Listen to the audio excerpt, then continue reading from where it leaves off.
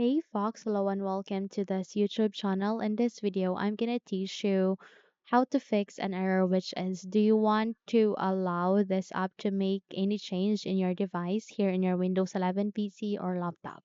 So without any further ado, let's begin. Now the case is when you try to run a program or system, okay, let's say for example, we'd like to run our CMD or command prompt here in our Windows 11 PC.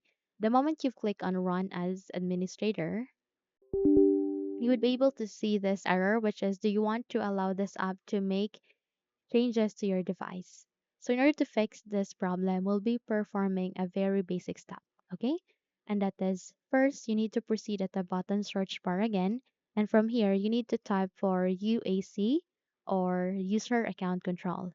The moment you've typed it, you would be able to see a best match which you can change user account control settings. Please proceed on clicking on Open.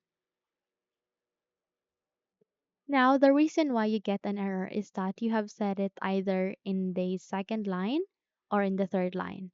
Okay? So you need to drag this here from the bottom. Okay?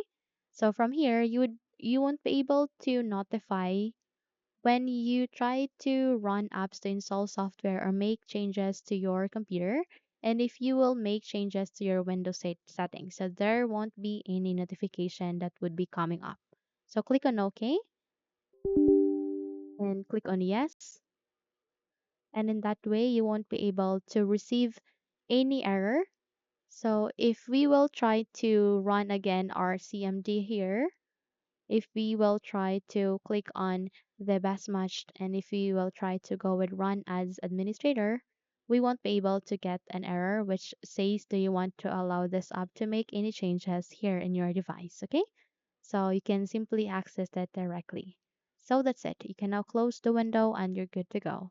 Now, if you think this video helped you a lot, then don't forget to subscribe.